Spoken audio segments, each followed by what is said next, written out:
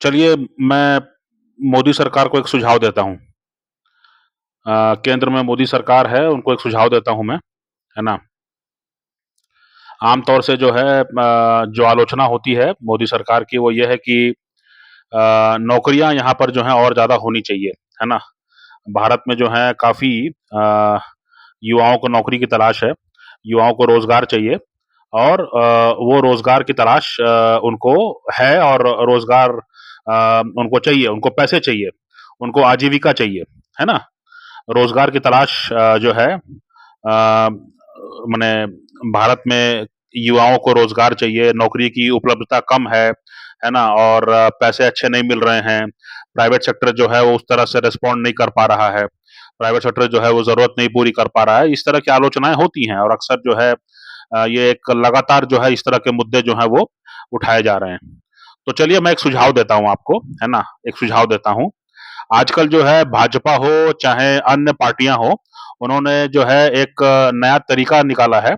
उन्होंने जो है तरीका ये निकाला है कि वो जो है जहाँ चुनाव होते हैं वहाँ महिलाओं को एक वोट बैंक के रूप में जो है देखते हैं और वोट बैंक के रूप में देखते हैं तो इसलिए जो है कहीं पर भी जो है वो महिलाओं के लिए जो है और खास तौर से शादीशुदा महिलाओं के लिए एक कैश अमाउंट की जो है का एक वादा करते हैं। जैसे छत्तीसगढ़ में जो है महतारी वंदन योजना के नाम से जो है स्कीम चला रही है भाजपा सरकार और उसमें जो है 1,000 रुपए जो है वो देती है महिलाओं को।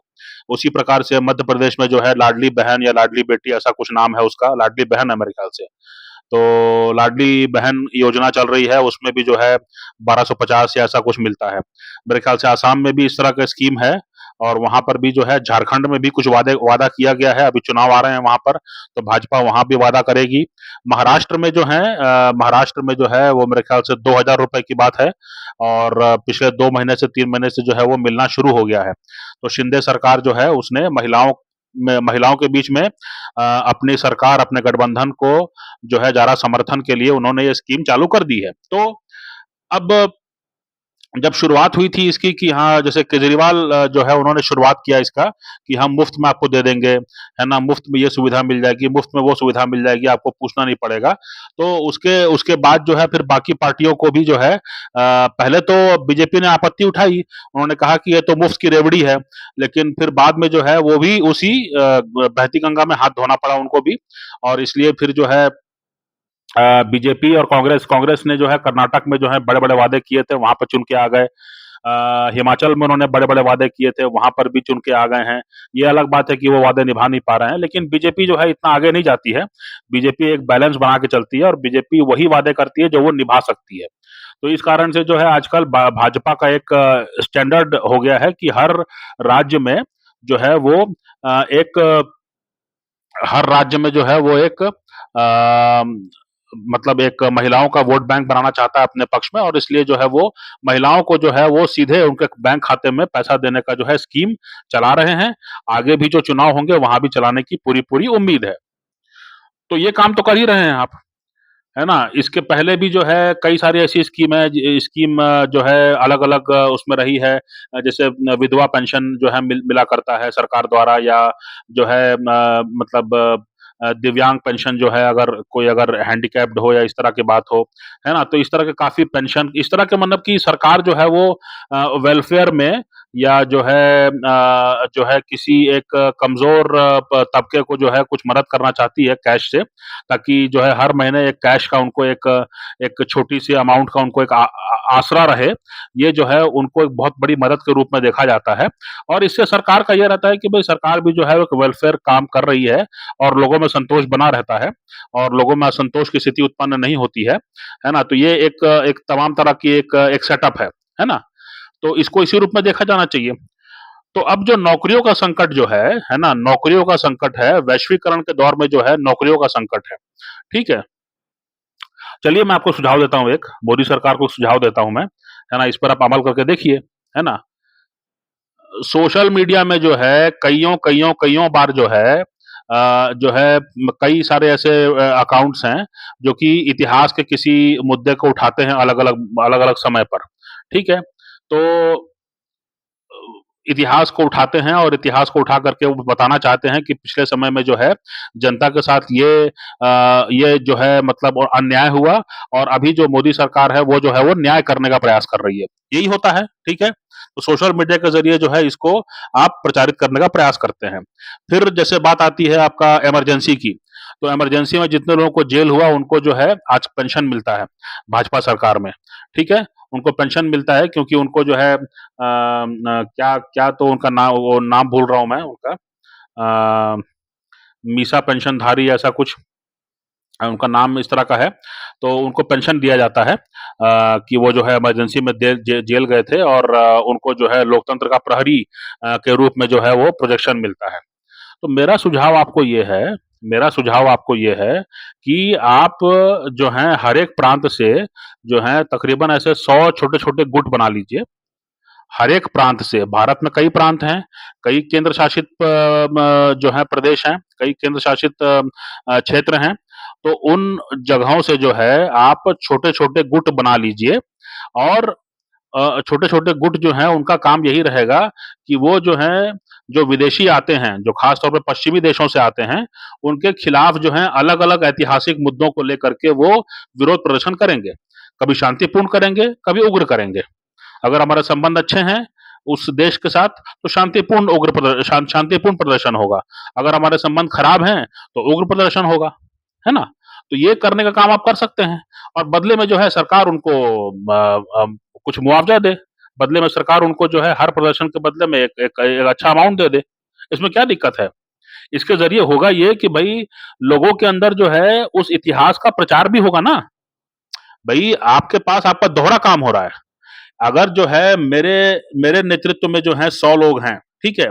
और मुझे जो है सरकार ने कहा कि या मतलब हम लोगों का एजेंडा है कि मान लीजिए कि भई इराक में जो है हमले का बरसी आ रही है। इराक में हमले का जो है एक जिस दिन हमला हुआ था इराक में अमेरिका द्वारा और चूँकि इराक में झूठ बोल के हमला किया था तो बड़ा अपराध है ना? तो अमेरिका ने जिस दिन इराक में हमला किया था उस दिन को हम तय कर लें, ठीक है?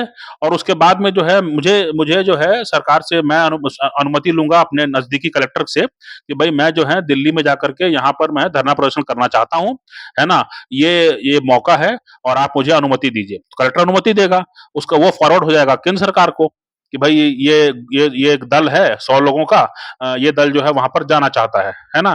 तो फिर सरकार जो है उसको सूचित करेगी एक माने एक पोर्टल में कि भाई ये जो है एक 100 लोगों का गुट है, ये जो है छत्तीसगढ़ से आना चाहता है और यहाँ पर आकर के इस मुद्दे पर जो है वो धरना प्रदर्शन करना चाहता है, शांतिपूर्ण प्रदर्शन होगा, है ना? ये इनका मोटिव है। तो सभी लोग सावधान हो जाएँ, दिल्ली के लोग सावधान हो जाएँ, है ना? तो इसके होगा ये कि जब सूचित कर दिया गया, तो जो बाकी प्रदेशों के लोग हैं उनको मालूम पड़ेगा, तो वो भी अगर विरोध करना चाहते हैं, तो वो भी आ जाएँ, शामिल हो जाएँ।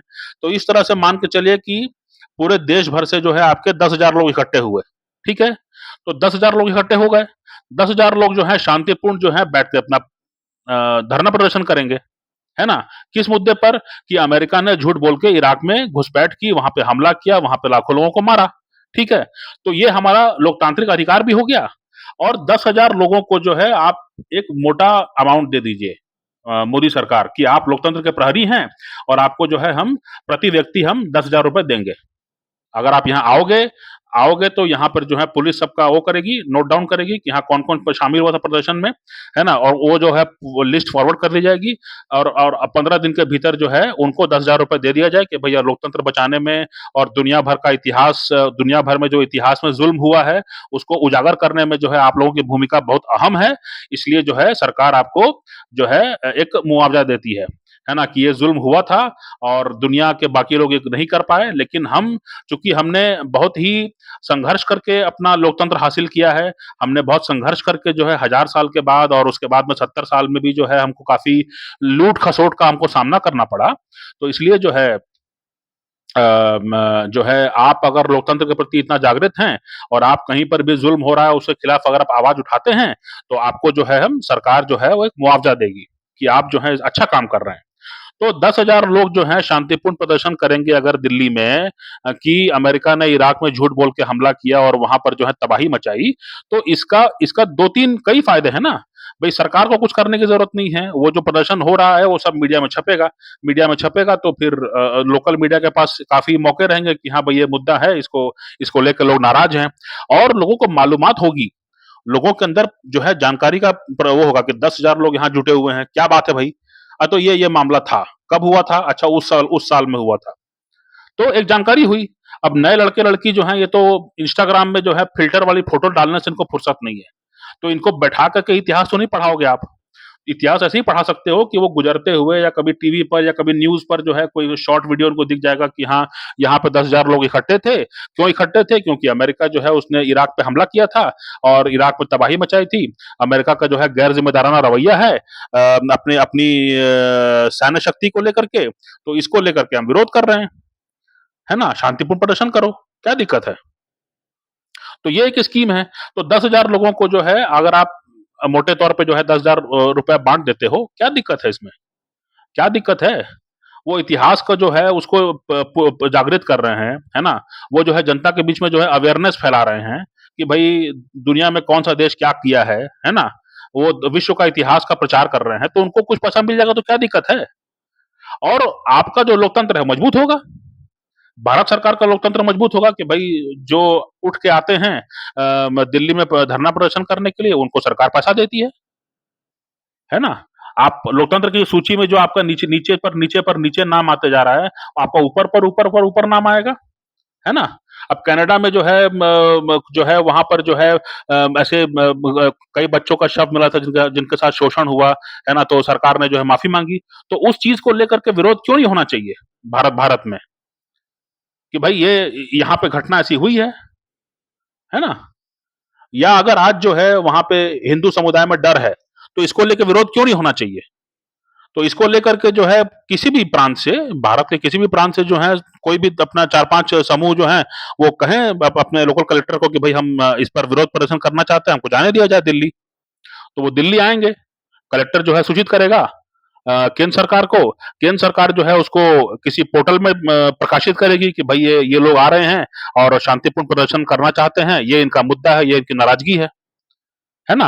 उसके बाद में फिर जो है अन्य प्रांतों से भी लोग जो हैं अगर सहमत होंगे कि हाँ ये मुद्दा हमारे लिए महत्वपूर्ण है, हम भी इस पर विरोध दर्ज करना चाहते हैं, तो वो भी आएंगे उठ करके अपने कलेक्टर के माध्यम से वो भी आवेदन भेजेंगे। तो इस तरह से केंद्र सरकार को जानकारी हो जाएगी कि हाँ इतने लोग जो हैं ये इस मुद्दे को उठाना चाहते हैं, और वो जो है वो दिल्ली में आकर के शांतिपूर्ण प्रदर्शन करना चाहते हैं, या दिल्ली के बाहर ही। भाई दिल्ली का मतलब कोई दिल्ली में घुस घुस के जो है शहर जहां कंजेशन है वहां पर नहीं बैठना है। मैंने दिल्ली का मतलब दिल्ली के बाहर ही कोई स्थान दे दीजिए उनको, कोई बड़ी जगह दे दीजिए, वहां पर वो बैठ कर धरना प्रदर्शन करेंगे इस मुद्दे पर।